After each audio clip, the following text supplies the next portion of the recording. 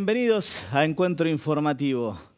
Tal como vemos en la imagen en pantalla, ayer se hizo la celebración de los 87 héroes, según las propias palabras del presidente, que, digamos, convalidaron de alguna manera el veto presidencial y entonces no prosperó el aumento a jubilados. Jubilados que definitivamente están, como dice el título de la nota, a la parrilla. ¿Por qué? Porque los cocinaron en los tres poderes del Estado, ¿sí? Tenían el aumento otorgado por el Congreso, posteriormente sale el veto presidencial, los cocina el Ejecutivo, vuelve al Congreso, el veto es convalidado, los cocina el Poder Legislativo y para completarla el Poder Judicial en la causa Hartman, que tenía un fallo de la Cámara de Seguridad Social del año 2018 en el cual disponía la actualización de las jubilaciones que no podían ser inferiores al 70% del promedio según la actividad que se tratara.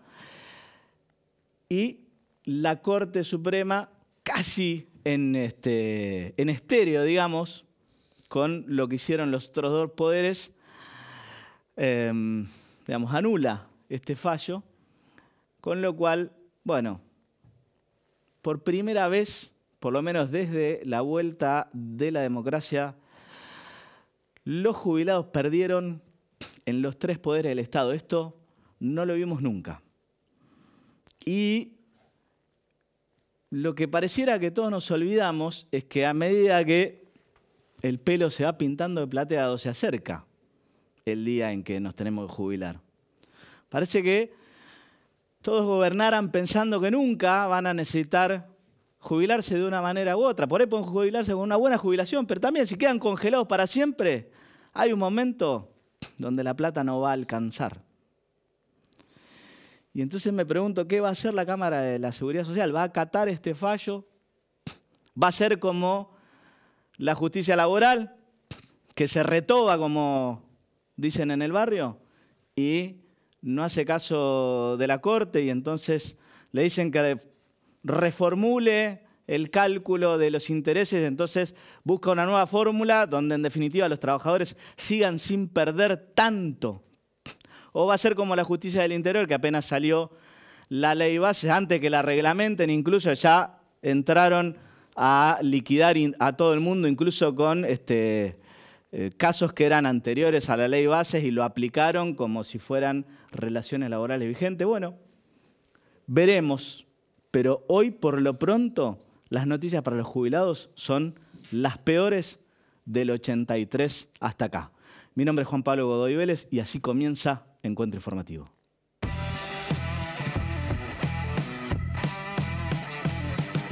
Hey, gasearon a una nena. Nadie gaseó a una nena. Sí. ¿Quiere que le mande la imagen? La acabo de poner la imagen. Ya la vi. Entonces gasearon a la nena. No es gasear a una nena. La policía está avanzando. La señora está en el piso. La policía está avanzando y lo que hace es poner atrás a la nena y está tirando gases contra aquellos que habían tirado. Hay un oficial que le apunta a la nena y a la mamá. Señor, no. Y le comentaba, él me preguntaba si los jubilados con toda esta represión van a dejar de ir a las marchas. Y yo le comentaba que en una de las marchas que acompañé a mi mamá había una señora que venía muy despacito caminando y ella me dijo, le pregunté yo qué le pasaba y ella me dijo, tengo cáncer y me operaron de la columna y sin embargo vengo. A ver, yo creo que el proyecto de ley que ayer fue rechazado era una burla a los jubilados, es mofarse de la gente que está más cerca de no estar más acá que de seguir estando. Cuando uno se jubila, en principio a uno le queda menos tiempo en este mundo que el que ya pasó. Uno no puede entonces, con un estado de delicadeza como el que vive esa gente, mofarse de esa gente.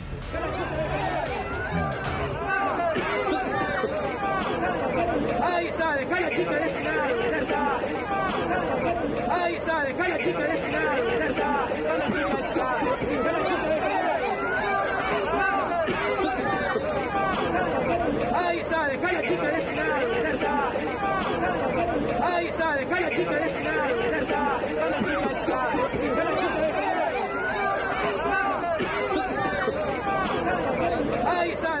mueve la mano, levanta la mano para tirar el gas y cuando levanta la mano sale un poco de gas, pero no tiene baja la mano, y vuelve a apretar el gatillo. ¿Cómo que no? ¿Usted cree que le quiere tirar a la nena? Que, Bueno, es un mal padre, que es un mal policía, ¿por qué? Como dice Giesi, que le sabe bien, es un hombre de los cuerpos de guardia de infantería.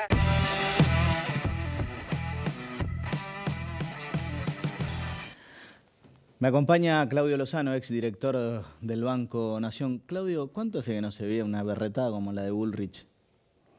Ahí en vivo y en directo, en altavoz con Feynman. La verdad que todo lo ocurrido con la problemática de los jubilados es, por un lado, indignante, por otro lado habla de una profunda irracionalidad y al mismo tiempo muestra con toda claridad las mentiras a las que en todo caso las mentiras que plantea el gobierno, ¿no? Porque la verdad que lo que ocurrió con el tema represivo sí. No es muy distinto de lo que ocurrió el 12 de junio cuando quemaron el coche de Cadena 3. Uh-huh. Y en donde, en el marco de un armado, de una operación armada por el propio gobierno, desde la propia cuenta presidencial, planteando la existencia de actos de terrorismo y de una operatoria de golpe de Estado, detuvieron con esa imputación a 34 personas. Sí. Obviamente quienes quemaron el coche de Cadena 3 no habían sido los manifestantes, del mismo modo que ahora pusieron en circulación... Sí, de hecho, en el expediente se demostró que no era ninguno de los detenidos había participado de ese hecho puntualmente. Claro, y del mismo modo ahora ya de manera burda queda claro que pusieron en circulación un video para tratar de ocultar el proceso por el cual rociaron a una nena de 10 años en el marco del proceso represivo. O sea que es claro cómo construyen un operativo para tratar de legitimar estrategias represivas y de control social frente a políticas de niveles de crueldad y de injusticia monumentales, porque la verdad que el proyecto, la ley que había aprobado el Parlamento Nacional, no era una ley que resolviera el problema de los jubilados. No, porque en definitiva el aumento era... En realidad los jubilados en septiembre reciben 304.000 pesos. Por la ley hubieran recibido 317.000. Sí, no Estamos hablando de 13.000 pesos para los que ganan el haber mínimo o de 33.000 pesos para los que ganan 2 saberes mínimos. Obviamente para la situación de deterioro en la que se encuentran, obviamente es algo más, pero la verdad era una migaja. Sí. Y esa migaja es la que se hace un planteo absurdo diciendo que esto destartalaría todo el esquema fiscal de la Argentina, cuando lo que queda claro es que el 0,4% del producto que implicaba el gasto que tenían que involucrar en ese aumento es menos de lo que se decidió perder en función de haberle bajado la alícuota de bienes personales a los multimillonarios de la Argentina y ofrecerles la posibilidad de pagar 5 años adelantado para tener una década en la que no van a ser molestados con pagos de ninguna naturaleza. Y incluso en la presentación presupuestaria que se ha hecho ahora, directamente uno ve cómo crece la recaudación en impuesto a las ganancias porque se la ponen a los trabajadores de vuelta, crece la recaudación en monotributo y cae el aporte de bienes personales en la recaudación. O sea, claramente la decisión política es que el equilibrio fiscal se construya desgravando a los ricos para seguir postergando a los jubilados, que es bueno decirlo. Vienen en una situación de deterioro franca desde que comenzó el proceso institucional en la Argentina. Nunca se ha resuelto este problema y en este caso lo están llevando al extremo, ¿no? Sí, seguro. Ahora, esto que vos decís, bueno, y pensando en el presupuesto 2025, ¿no? Que bueno, tuvo una presentación, digamos, para los medios que, bueno, que en definitiva tuvo, digo, más allá de digamos, el bajo rating que tuvo en el momento, tuvo mucho rebote después en los medios, en las redes y demás. Ahora, ¿este presupuesto va a seguir profundizando esto que vos planteás? Es bueno el punto porque estamos frente al primer fracaso del panelista de televisión devenido en presidente, que otrora tenía éxito en materia televisiva, eligió el prime time en términos de hora pico en materia de televisión. Sí, es que es el horario de los programas políticos del domingo. Y en realidad la gente apagó el televisor. Entonces, y esto es un signo interesante porque también esto coincide con procesos de declive de la legitimidad del gobierno y de la figura del presidente, que me parece que es un dato importante. No es que no haya malestar, el malestar crece con las políticas que se aplican. Pero efectivamente, digamos, la discusión del presupuesto tiene dos partes. Uno, lo que dijo él, que es el mensaje a los acreedores diciéndole: yo voy a hacer todo para pagar deuda. Sí. El único objetivo del presupuesto es garantizar los pagos de deuda. En función de esto se organiza el gasto. Sí. El gasto en función de la sociedad argentina es lo que resta después de pagar. Y por otro lado está lo que presentaron, que lo que presentaron es como un presupuesto para la gilada, porque en realidad lo que hacen es un conjunto de inconsistencias en donde dicen cosas que no tienen asidero. Dicen, por ejemplo, que vamos a terminar el año con una inflación del 104% cuando ya estamos en el 95% hasta hoy. Y donde vos tenés... están calculando que va a ser el 9 de acá a fin de año. No, están calculando que va a ser el 1,2% por mes. O sea, este mes que estamos nosotros acá va a dar 1,2 la inflación. Cuando en realidad venimos con un promedio de 4,2% desde mayo. Y donde no hay ningún cambio en la política económica que indique que vamos a ir a bajar abruptamente a 1,2% mensual. Bueno, está comprobado que la recesión por lo menos genera un freno. Claro, pero la recesión que se viene manteniendo... Por ahí el año que termina provocando en la economía termina siendo más grande, pero que frena la inflación, la frena. No, en realidad no es que frena, desacelera la suba. Y efectivamente la recesión es el control antiinflacionario que este gobierno eligió. Ahora, esa recesión más el mantener fijo el tipo de cambio y, digamos, son los dos mecanismos que viene aplicando el gobierno desde mayo y, sin embargo, no puede bajar por debajo del 4%. No hay ninguna razón para suponer que del 4 vamos a ir al 1,2 en el mismo mes. Y además se plantea que todo el año que viene la inflación va a ser del 18%. Sí. O sea que hay una subestimación muy clara del tema de los precios. Y al mismo tiempo se está planteado en el presupuesto que vamos a crecer el 5% por crecimiento de los salarios y el empleo. O sea, es una especie de mundo de Alicia en el País de las Maravillas, en donde se sobreestima el crecimiento, se subestima la inflación y se presenta un escenario que nada tiene que ver con lo que dijo Milei. O sea que Milei le dio un mensaje a los acreedores: miren, yo voy a garantizar los pagos de deuda. Lo que presentó es un presupuesto que no tiene consistencia alguna y que el Parlamento razonablemente debería rechazar para, en todo caso, pedirle al gobierno que mande algo que tenga que ver con la política. Es más... ¿Qué pasaría si el Congreso rechaza el presupuesto? El Congreso tiene toda la autoridad para hacerlo, o sea, no Está pasaría bien, pero nada. Supongamos que lo rechaza y llegamos al 2025 y no tenemos un presupuesto aprobado. El Congreso puede pedirle puede rechazarlo y reclamarle que vuelva a presentarlo, que vuelva a presentar un presupuesto que se ajuste y que tenga la consistencia que tiene que poner, y el presidente debería hacerlo. Bueno, convengamos que no es una persona muy flexible. No, pero por eso mismo, como no es muy flexible, lo que tiene que hacer el Parlamento argentino es quebrar esta política. Y este es el problema que tenemos hoy. Porque lo que está pasando con los jubilados, así como lo que está pasando con las universidades, es porque hubo un proceso de cuestionamiento social y la representación institucional no responde. Y de repente, entre los 80 y pico que hay, están varios que hace un mes votaron a favor de la ley de los jubilados y ahora se dieron vuelta y votaron otra cosa. Del mismo modo que cuando masivamente la gente se manifestó en favor de la universidad, se presentó el debate del presupuesto universitario y no hubo quórum. Ahora salió una ley de financiamiento universitario. Vamos a ver Ya dijo que la va a vetar. Él dijo, pero eso no cabe la menor duda. El tema es que hacen los que apoyaron esa ley. Van a hacer exactamente lo mismo que hicieron ahora. En ¿Vos realidad pensás está jugando con la casta. La casta que él supuestamente denunció Sí. es la casta que hace posible que esto se lleve Bueno, es la adelante. que le permite el juego. ¿Vos pensás que hubo una Banelco como en su momento en el 2001 con la reforma laboral?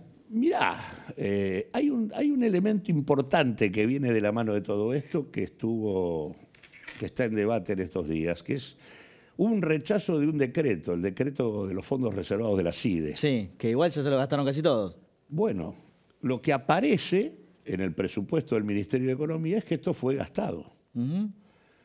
Ahora, ayer, en la conversación que hubo en la Comisión Bicameral de Inteligencia con el responsable de la CIDE, dice que no gastó nada. ¿Y entonces?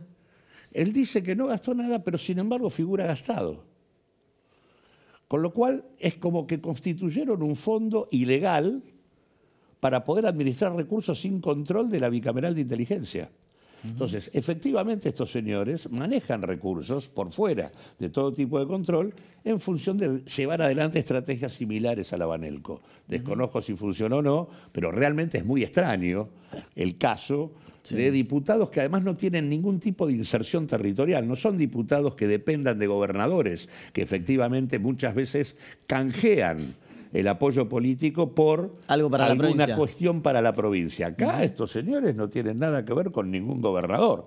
Estos señores tienen que ver consigo mismos. Así que claramente la sospecha sobre la posibilidad de que haya existido algún tipo de recurso es indudable que es algo que está atravesando a la propia Unión Cívica Radical. Por eso están discutiendo la suspensión o la expulsión Sí, este de varios tipo de personajes, miembros. ¿no?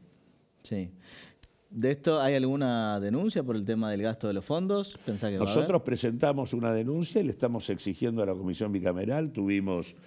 Yo hablé personalmente con Martín Lustó, hablé con la vocal de la Comisión, Mariela Coleta, y lo presentamos también ante Leopoldo Moró y formalmente ante la Comisión, porque claramente primero es imposible que hayan gastado esos fondos. ¿Cuánto era?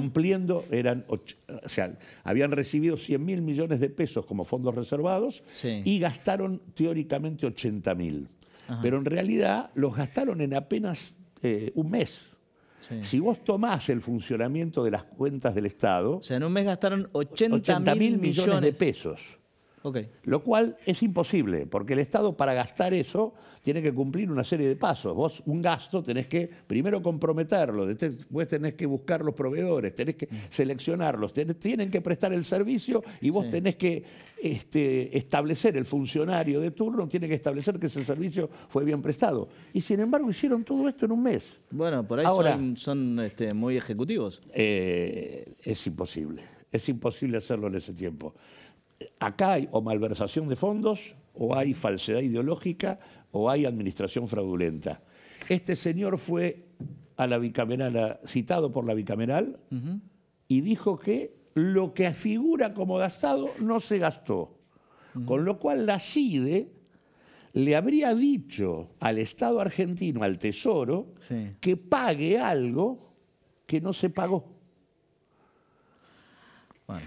O sea, claramente constituyó un fondo ilegal. Esto forma parte de la estrategia de organización de un sistema autoritario y represivo que tiene como objetivo disciplinar por diferentes mecanismos. Así que nosotros vamos a seguir presentando. La Bicameral de Inteligencia no debería en el Parlamento quedarse conforme con esta explicación. Este señor, porque o miente el señor al decir que los fondos están, Sí, sí. o le mintieron al Estado sí. y en realidad le hicieron registrar un pago que efectivamente no existió. O el registro está mal o es incorrecto lo que él está diciendo. A alguien, en algún lugar está la mentira y concretamente lo que hay acá es un delito de falsedad ideológica, con lo cual este señor debería renunciar. Del mismo modo que la ministra Bullrich, después del operativo y con el tema de la nena de 10 años rociada con gas pimienta, esta señora tendría que irse del gabinete.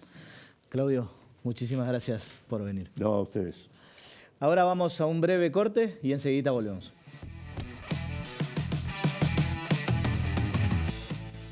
Bueno, y para hablar un poquito de la ciudad, estoy con Inés Parry, que es legisladora porteña radical. ¿Cómo estás, Inés? Bien, ¿vos cómo estás? Bien, muy bien.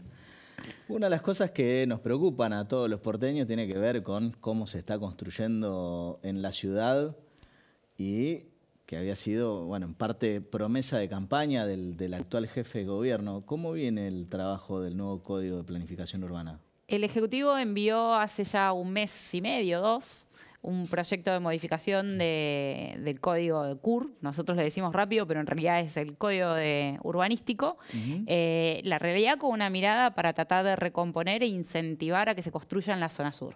Sí. Bueno, nosotros tenemos algunas observaciones. Nos parece muy bien que se construya en la zona sur, nos parece muy bien que se preserve lo identitario y el patrimonio histórico de cada uno de los barrios, pero creemos que hay un artículo específico que tiene que ver con las parcelas de 2.500 metros cuadrados que se les permitiría irse como muy arriba en la construcción. Y la verdad que eso nosotros lo observamos porque no queremos una ciudad de chichones, como quien diría, ¿no? Donde hay edificios que también intervienen y salen del ecosistema, sino que queremos una ciudad mucho más armónica, con alturas claras, por supuesto mucho más desarrollada y... Sí, además que si hay un edificio que es mucho más alto que el resto, termina de alguna manera invadiendo la privacidad de todo el mundo, porque ya totalmente. No te sirve ninguna terraza, ningún balcón, te ven desde todos lados. También esto afecta las sombras, hay un montón de incidencias que generan. Por supuesto que tienen que estar en zonas, o podrían estar en zonas con alturas reguladas y en zonas donde hay infraestructura, ¿no? Porque este es también el gran desafío hace poco tiempo y es uno de los materias incumplidas, la falta de infraestructura en la zona sur para que efectivamente sea mucho más atractiva, por lo menos para los más jóvenes, a irse a vivir a la zona sur, pero cuando vos ves que la cantidad de colectivos o el premetro, digamos, a pesar de que hay metrobús incipientes, no es lo mismo que en la zona norte de la ciudad. Entonces, bueno, quizá ahora con la transferencia de las 31 líneas de colectivos existe la oportunidad de remapear y, bueno, generar esa vinculación norte-sur de la ciudad mucho más accesible. Sí, y hay un tema también con los metrajes que se pueden construir, ¿no? Que es como que uno se los puede vender a otro, es medio chinesco eso. Sí, hay capacidad constructiva transferible.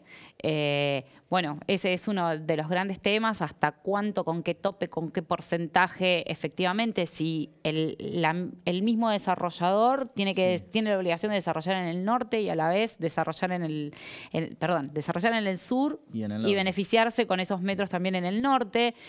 Bueno, hay muchas cosas que es complejo porque es hipertécnico, pero sí, de la misma forma que quienes tienen un patrimonio que tiene un APH, que es un patrimonio con protección histórica, bueno, también podría vender su capacidad constructiva con la finalidad de eso invertirlo en esa preservación histórica. Los que son patrimonio histórico, digo, está lleno de edificios catalogados, hace 100 años, ponele, que entrarían en esta categoría. ¿Qué es lo que...?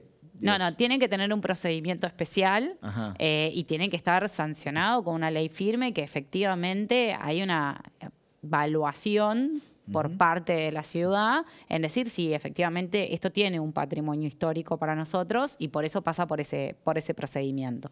Sí, pero esos edificios, ponele que muchos son capaz de 5 o 6 pisos. Hay de todo, hay grandes, hay chicos y hay lamentablemente muchos que no están en buenas condiciones. O sea, esos podrían vender metros constructivos. Solamente, claro, y en eso que venden preservan el patrimonio histórico. Deberían invertirlo, no está claro quién controla eso. Sí, después lo maneja la administración del consorcio y bueno, ya sabemos cómo pasa. Bien. Otro tema en el que están trabajando, que le va a interesar sobre todo a la gente joven, es sobre un proyecto de cannabis. Sí, exactamente. La Federación Canábica está trabajando y está visitando a cada uno de nosotros, de los legisladores, para que tengamos mayor conocimiento en lo que sería el ReproCam, que es un registro, porque, por supuesto, hay una dimensión que tiene que ver con cuestiones de salud y el impedimento del acceso y transmitirte, ¿no? Poderte transportar, y es un lío. Entonces, efectivamente están queriendo que en la legislatura lo trabajemos. Claro, es que es un problema regulatorio que tenemos, porque en definitiva a todos nos pasa que estamos, digo, ni hablemos en una cancha o en un recital, vamos caminando por la calle o por una plaza y claramente hay alguien que está fumando, pero en definitiva no termina de estar permitido. No, claro, pero la dimensión del que fuma, la verdad que es infinita. Suponte que lo haga por una cuestión recreativa. Sí. Digo, la realidad es que más bien o mal, digo, dejémoslo de lado. Las libertades individuales creo que no son materia ni siquiera, aunque podrían serlo en la mesa de debate. Sí. A mí me parece que cuando hablas de cuestiones de salud, cuando hay personas que se benefician, que hay una ley de autocultivo que tenemos en la ciudad de Buenos Aires, pero que en definitiva hay aspectos que después terminan limitándola en función a cómo vos disponés para beneficiar a quienes efectivamente necesitan. Mucho, digo, insisto, es aceite que tiene funciones muy específicas. Digo, la verdad es que vos decís, bueno, más allá de que algunos otros se beneficien con la ley, por este tema hay que trabajarla porque es un problema no solamente en la ciudad de Buenos Aires, sino en todo el país. Sí, de hecho, bueno, mi madre que tiene algunos añitos, tiene artritis y las veces que ha utilizado aceite, que no es fácil de conseguir, que justamente por esta dificultad... Hay comunidades organizadas para crear esos aceites y la única forma es a través del cultivo también de la planta, y cuando empezás a discutir 3, 4, 5, 20, bueno... No, y aparte, en esta falta de, digamos, de claridad en la regulación... Bueno, pasa esto, que después lo que se produce es desabastecimiento y demás, en algo que por ahí es bastante más efectivo que un montón de medicamentos que a su vez son o dañinos para el estómago, la presión y demás. Todos tienen consecuencias, todos tienen efectos colaterales, pero en definitiva... es como el margen que vos tenés de definir qué es lo que querés consumir, ¿no? Entonces, bueno, tiene que estar esa opción y si nosotros tenemos la posibilidad de aportar a la discusión, me parece que tendremos que por lo menos empezarla a dar y a conversar de estos temas. Sí. Uno de los temas que, bueno, se viene hablando mucho es, por ejemplo, que los municipios de la provincia de Buenos Aires, ante, digamos, la... falta de pago de la coparticipación o ante este recorte que viene haciendo el gobierno nacional a la provincia, empezaron a cobrar tasas o distintos tributos en la ciudad de Buenos Aires. Hoy aparentemente hubo, por lo que dicen todas las noticias, hubo un acuerdo respecto del pago que hay pendiente de la coparticipación, y no sé si ustedes ya están discutiendo el presupuesto 2025, pero... todos queremos saber qué podemos esperar del ABL y este tipo de cosas. ¿Vamos a estar más o menos tranquilos o...? Espero que sí. Sé que era una condición que el presupuesto a nivel nacional estuviera presentado. Bueno, el domingo todos asistimos de alguna manera al evento que fue circo sin pan, ¿no? Está claro. Pero bueno, porque tiene que ver también, la ciudad está anclada en un mismo sistema económico y hay que ver cuáles fueron las proyecciones para también recalcular los números propios de la ciudad. Yo supongo que en las próximas semanas van a estar enviando el proyecto de presupuesto a la ciudad de Buenos Aires. En principio sí. Hay algo que es lógico, digo, la actualización que esté medianamente atada a la inflación. Está bien, la gente se puede quejar, pero es la parte comprensible. Está claro, para nosotros era vital que el gobierno nacional cumpla con el fallo de la Corte, que vamos a ver si se llegó a un acuerdo y que Sí, se después llegue a un cómo se acuerdo. ejecuta, ¿no? Después, digo, yo quiero ver el cumplimiento y que efectivamente el dinero esté ingresando a las arcas de la ciudad. Esto para nosotros es como básico, ¿no? Uno está claro que nadie puede gastar lo que no tiene o no debería gastar lo que no tiene. Sí es lógico que uno se endeude, la ciudad está atravesando por un proceso de endeudamiento, un endeudamiento muy por debajo de los niveles en los que en alguna oportunidad estuvo endeudada, y es un endeudamiento atado a cuestiones específicas, obras, equipamiento para salud. Entonces, ahí hay un endeudamiento racional y Sí, lógico. pero y que tiene un fin concreto. Una finalidad concreta que es medible, es cuantificable y lo vamos a poder gozar de esos beneficios todos los ciudadanos. Entonces, a mí me parece que ahí después, bueno, habrá que esperar el presupuesto para si efectivamente no tenemos la necesidad de que haya mayor aumento en el ABL, como fue el presupuesto del año pasado, por supuesto, independientemente de los recálculos propios de la inflación, ¿no? Bien. En una ciudad que tuvo menos recaudación que años anteriores. Bien. Inés, muchísimas gracias A por usted. venir. Ahora los invito a ver un informe y seguimos.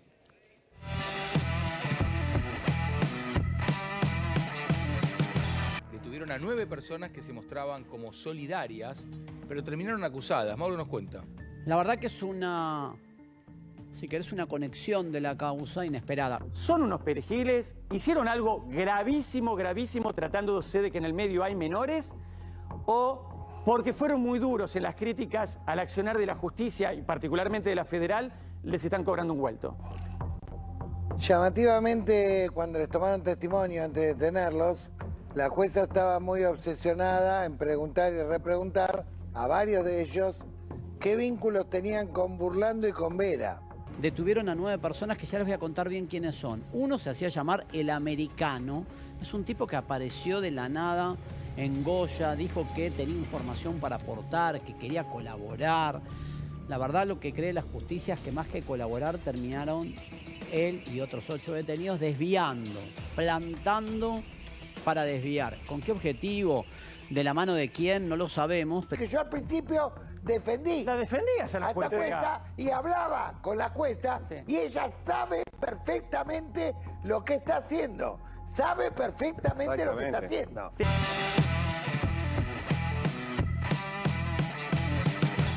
Facundo Lugo es integrante de la Fundación La Alameda y, bueno, te trajimos para lo obvio, ¿no? Preguntarte sobre la causa de Loan. ¿Qué es lo que está buscando la jueza? Bueno, ante todo, buenas tardes, gracias por la invitación. Bueno, en los últimos días fuimos testigos, estamos siendo testigos bastante sorprendidos por esta casa de perejiles o este show mediático judicial que se está imponiendo. Entendemos nosotros generando un escenario en favor de la teoría que desde un principio el gobierno de la provincia de Corrientes intentó imponer, establecer, que tiene que ver con la hipótesis del accidente. Que, ¿Otra vez el accidente? Nuevamente, recordaremos que esta hipótesis surge un sábado a la mañana, cuando el gobernador Valdés, a través de sus redes sociales, informa que estaría cercano a una resolución.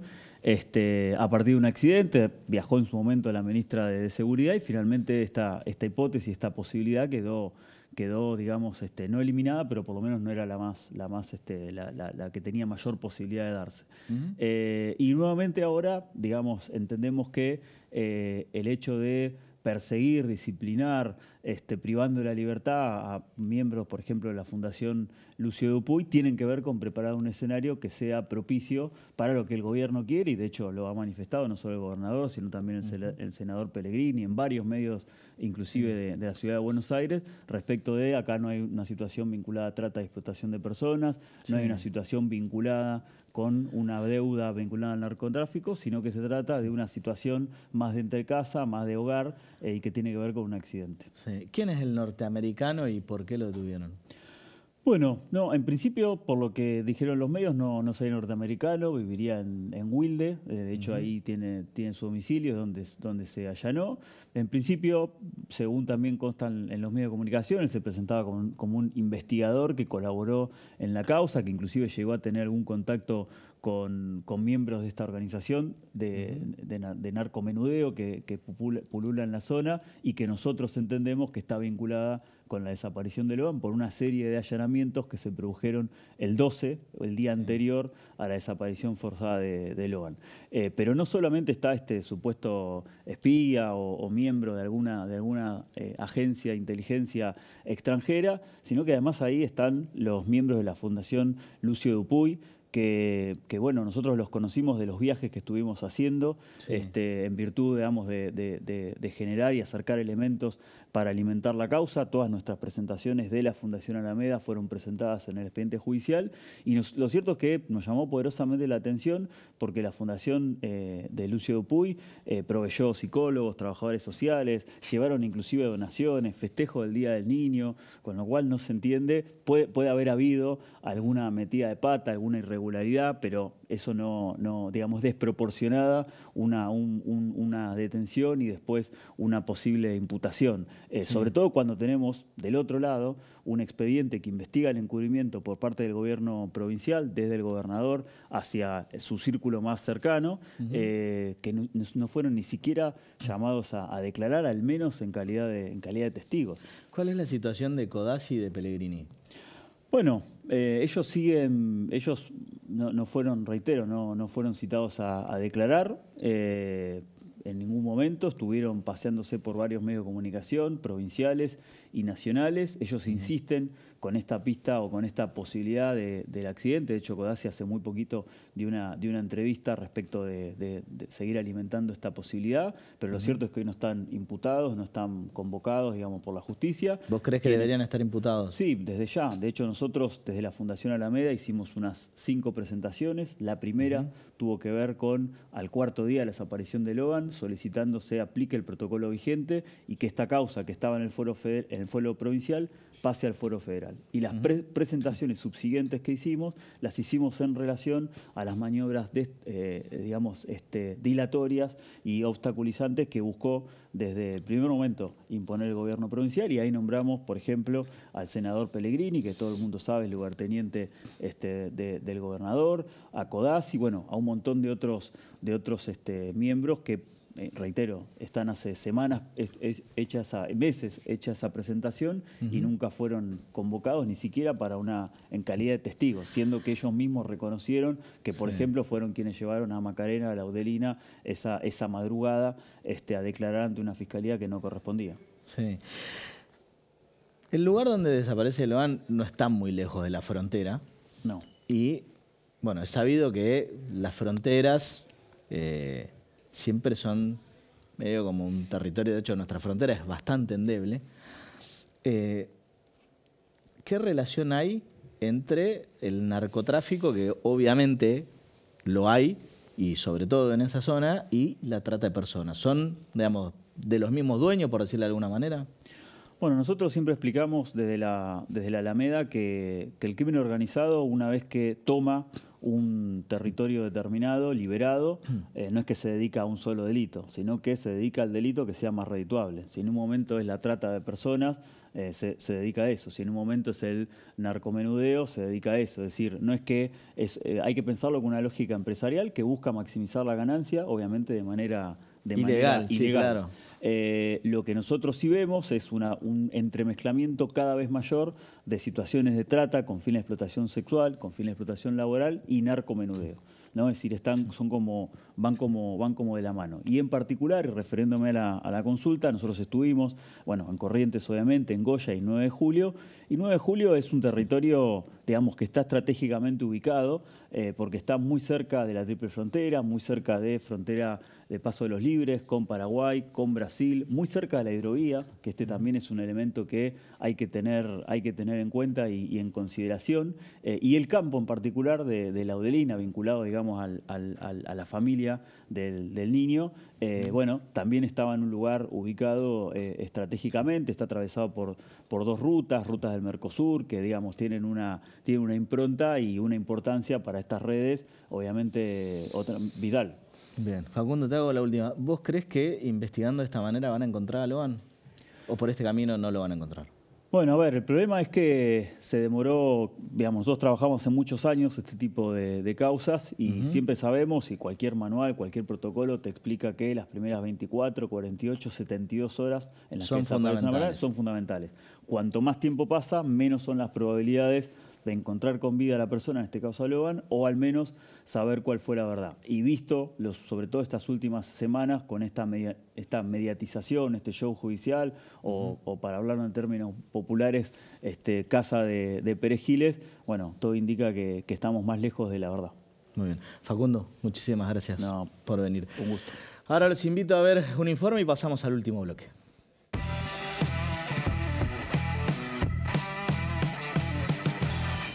Ha hecho su ingreso el señor presidente electo de la Nación, doctor Javier Milei.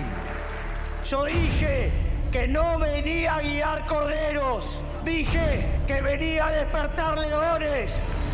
Bueno, yo soy Javier Milei y no soy famoso como economista, pero sí como rockstar. Cuando yo empecé a hablar en televisión, ser liberal era mala palabra. Es un discurso liberal economicista. Pará. El flaco entra en 2,5 puntos y lo lleva a 7.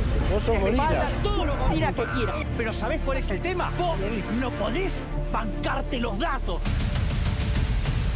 Me comprometí ante ustedes que iba a dar la batalla en el barro y que íbamos a empezar a lustrar los zapatos para sacar nuestras patadas en el culo.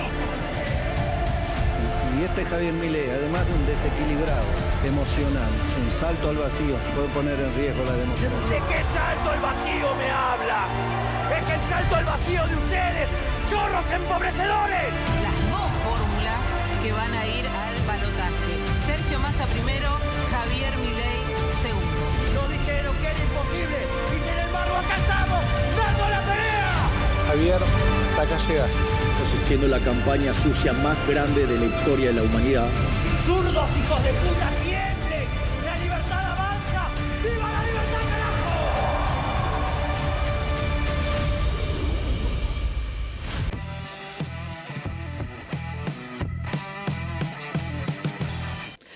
Y como el oficialismo siempre tiene la última palabra, estamos con Sofía Cabrera, que es dirigente de la Juventud de la Libertad Avanza. ¿Cómo estás, Sofía? ¿Cómo estás, Juan Pablo? Bueno, muchas gracias en primer lugar por la invitación. Yo soy parte de la militancia de la Juventud en el partido de Escobar, en Zona Norte, por la Libertad Avanza.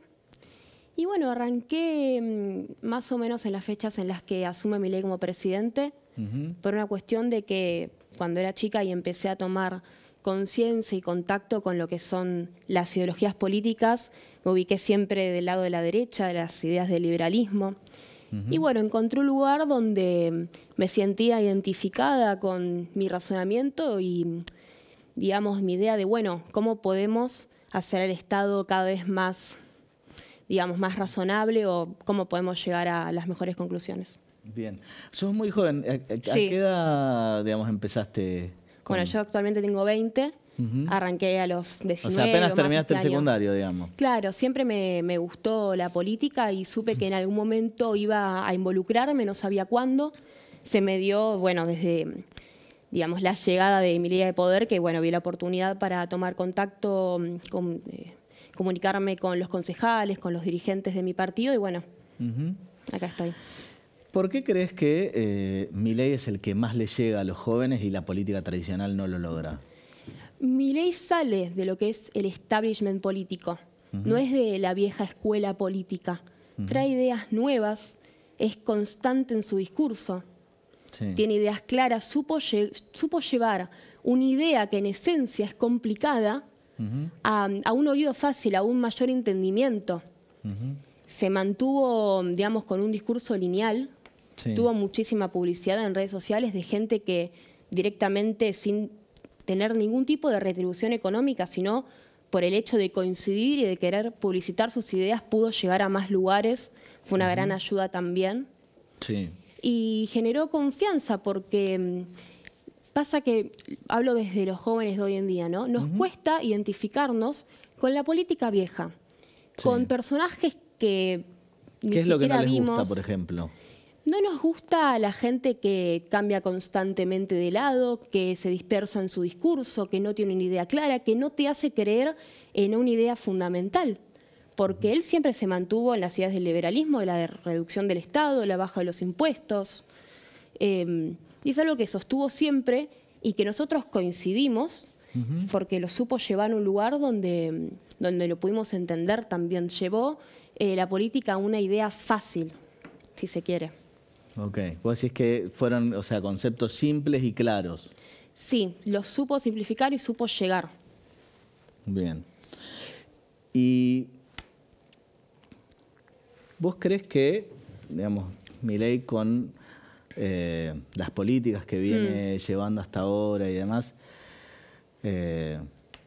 digamos, va a lograr esto que él en algún momento durante la campaña decía, bueno, yo voy a hacer que todos ganen mejor y demás?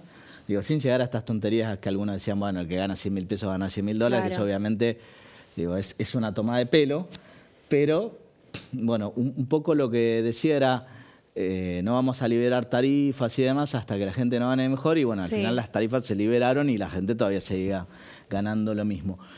¿Vos crees que de acá al, por ahí, 2025, esto va a empezar a mejorar? Sí, totalmente, estoy convencida de que sí. Bien, ¿y cómo crees que, digamos, se lograría eso? En primer lugar, ya se está logrando lo que es, digamos, se salvó el déficit presupuestario que tenemos hace tantos años. Sí. También es muy importante el tema de la emisión cero, de que no haya inflación, de que los sueldos nos queden abajo, de que uno todos los meses pueda comprar más o menos lo mismo. Es algo que depura la economía y que hace que la gente no crea en el peso, que no crea en el país, que piensa que las puertas son Ezeiza. Sí. Yo creo firmemente en que con el tiempo, como de hecho él lo anticipó, que el primer tiempo iba a ser difícil, no está haciendo nada que no se haya dicho anteriormente. El ajuste se iba a hacer y de hecho lo iba a hacer cualquiera. El tema es la forma en que se iba a hacer y él lo está haciendo de esta manera, que me parece, digamos, coherente y sí, yo creo que todo esto va a llevar a que de acá a unos meses, a un año, tengamos más participación en el mundo, nos abramos al mercado, que haya grandes inversiones en Argentina, que tengamos un país fuerte, una moneda fuerte, gente con confianza que quiera quedarse en Argentina, que no lo vea como un medio para irse afuera y que la finalidad sea irse al mundo para poder conseguir algo, que lo pueda hacer en sus fronteras, que tenga confianza. Bien.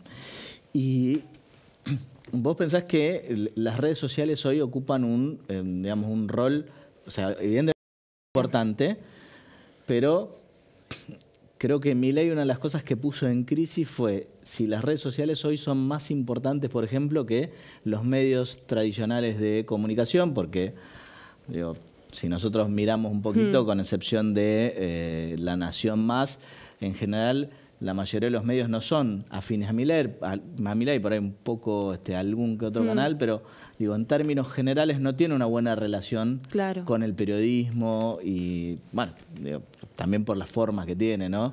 Claro. Formas disruptivas, si se quiere. Sí, bueno, en algunos casos es más que disruptivo porque también, digamos, la agresión constante no genera consensos, pero bueno, para algo está Francos, ¿no? Claro. Pero vos pensás que justamente él logró instalar o demostrar que hoy el rol de las redes sociales es mucho más importante que los medios tradicionales. Sí, totalmente, pero está ligado al cambio generacional. Porque los jóvenes en algún momento dejamos de serlo, somos adultos y así sigue la rueda. Sí. Y la gente de mi edad, inclusive también más grande o más chicos, no prendemos capaz la tele. Vemos las redes sociales, vemos Twitter, vemos Instagram, vemos TikTok. Pero es una cuestión, digamos, ya que nos sale naturalmente, que no es que lo hacemos porque queremos conseguir un tipo de información, sino que son los medios de comunicación masivos que tenemos hoy en día. Y se enganchó por ese lado, porque fue la gente joven la que empezó a dar vuelta la cuestión, a empezar a replantearse ideas antiguas, empezar a coincidir con estas nuevas ideas, inclusive convencer a padres, abuelos, a gente de familia, gente más grande, poder tener una discusión y llevarles el mensaje que capaz ellos no hubiesen podido descifrar de otra manera. Sí. Pero sí, las redes sociales en todo sentido son el nuevo medio masivo de comunicación y bueno, la política no es ajena La política fue parte, entró en estos nuevos medios. ¿Tenés la suerte de tener tus abuelos vivos? Dos de ellos, mis dos abuelos. Dos de ellos, bien. Yo lamentablemente ninguno, pero también soy bastante más grande. Y contame, ¿ellos qué jubilación tienen? ¿Tienen la mínima o cómo, cómo los afectó ahora el tema del veto y eso?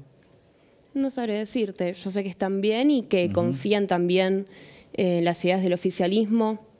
Así que yo creo que van bien y que están de acuerdo. Bien. Bueno, y la última. De cara al 2025, sabemos que hay elecciones legislativas.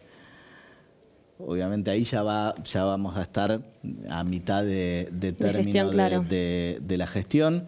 ¿Vos cómo ves, digamos, esa elección? En la del 2023, lo que fue la primera vuelta, había sacado alrededor del 30%, ¿estoy diciendo bien? Sí, después de la última, octubre, claro. Sí, bien.